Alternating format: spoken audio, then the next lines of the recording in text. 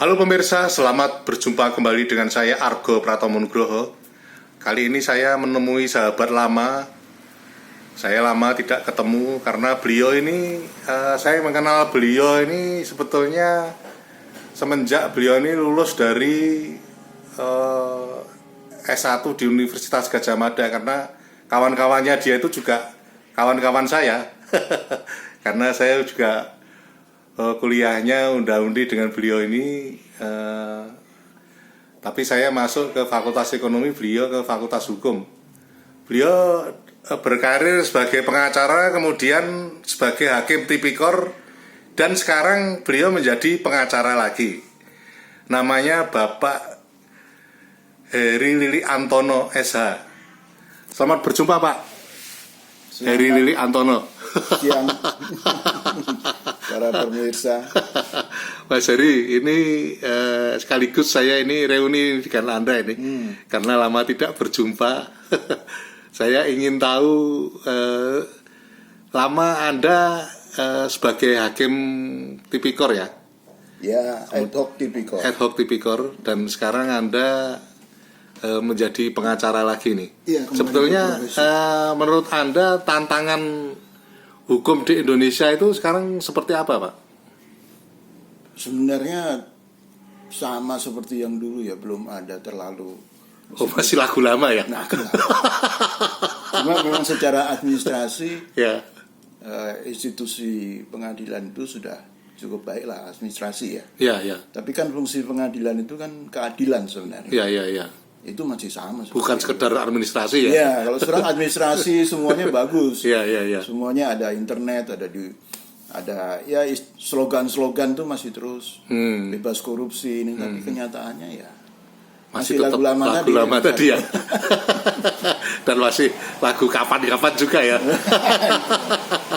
Tapi kita kan tetap harus optimis Pak. Artinya kita kan menuju ke negara demokrasi, kan kita harus ke supremasi hukum ya. Makanya kan saya tetap concern juga di bidang hukum, meskipun background saya pendidikan ekonomi ya.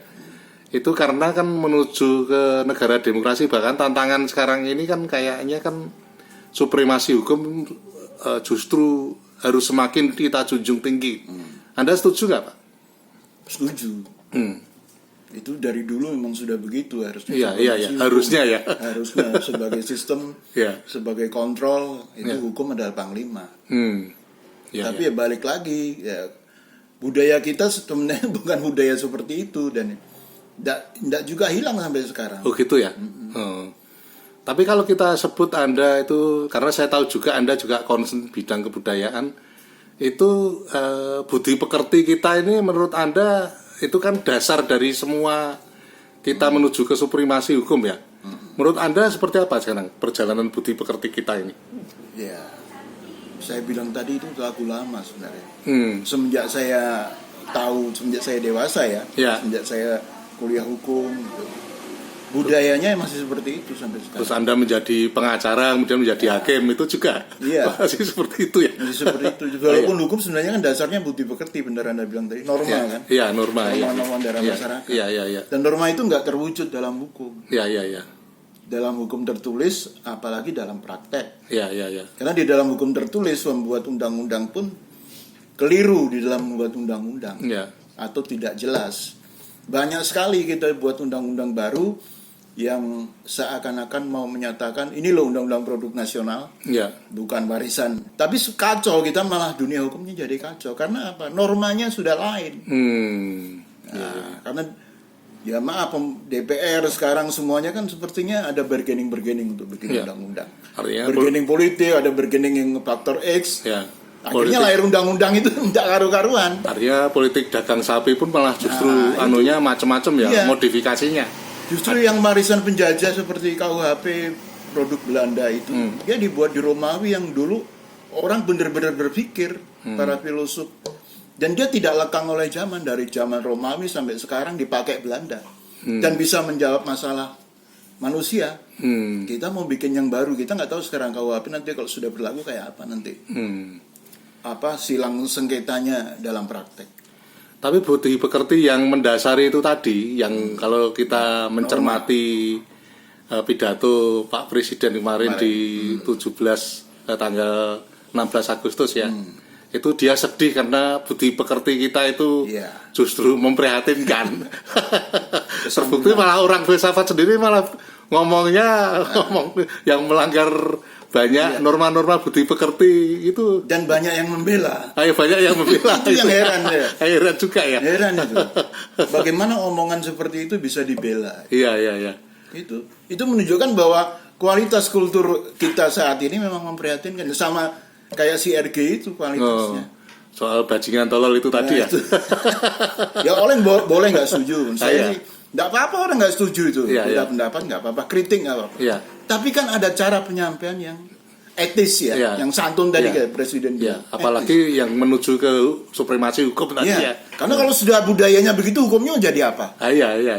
Iya kan? Iya. Kalau benar-benar hukum itu adalah manifestasi dari budaya yang kayak gitu. Iya.